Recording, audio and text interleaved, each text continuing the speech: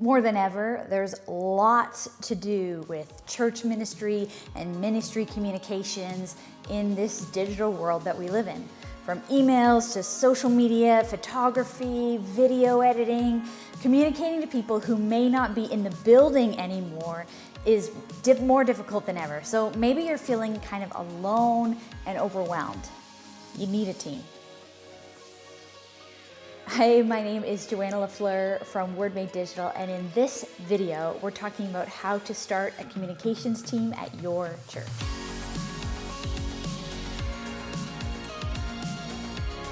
Why would you want to build a communications team for your church? Well, all the detail and the work of communications, I think it takes just so much more time than people think they will. Building a team is what helps to share the load and share the responsibility.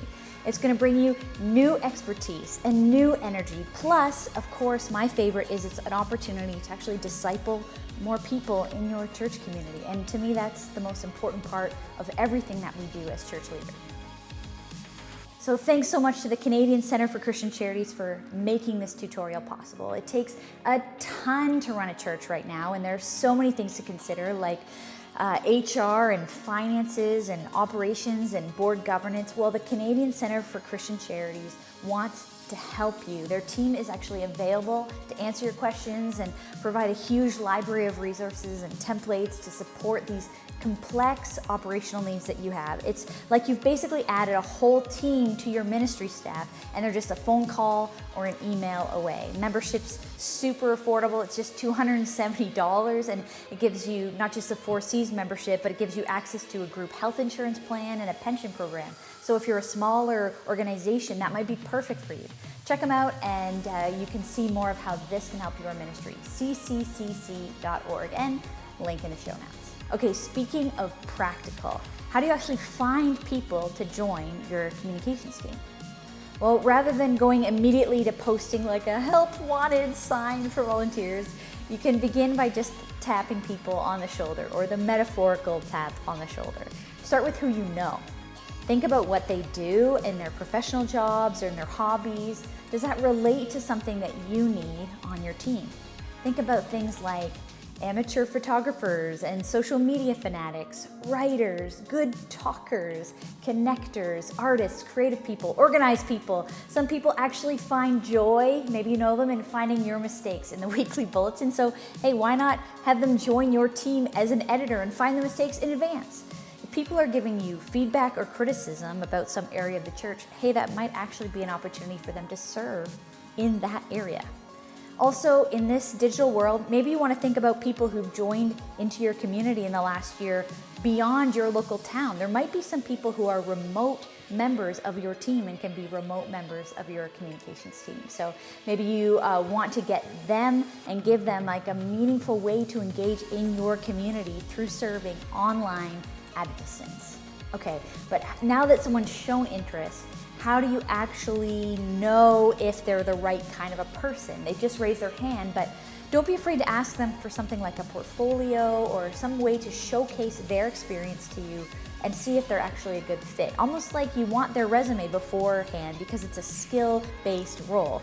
Think of like copywriting. Maybe they want to show you some of their writing samples, or photographers could show you their Instagram account or some portfolio of their work.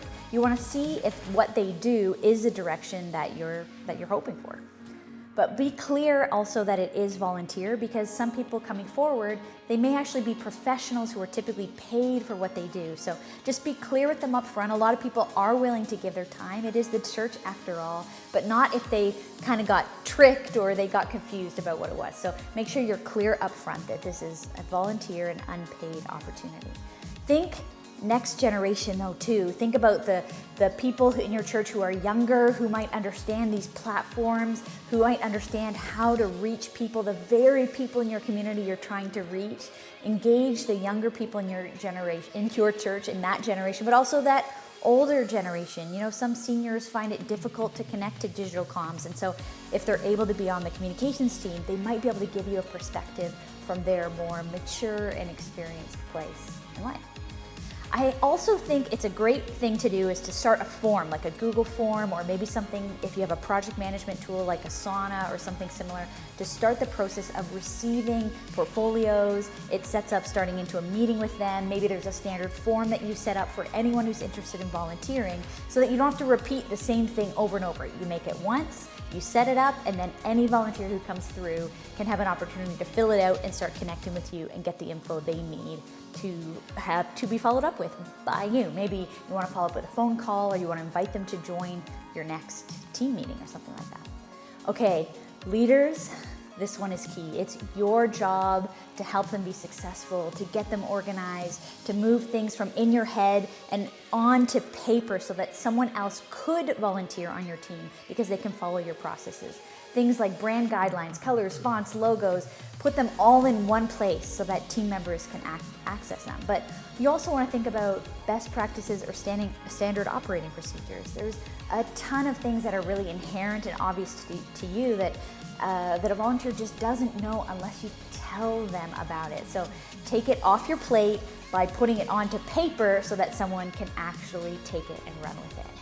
Think too about insider language and some expectations, some things that you as a staff member or a leader may already intuitively know, but what would they need to onboard successfully onto your communications team? Think about all that kind of stuff and get it on paper, or find where it already is on paper and put that in a file somewhere so that everyone joining on can be successful from day one.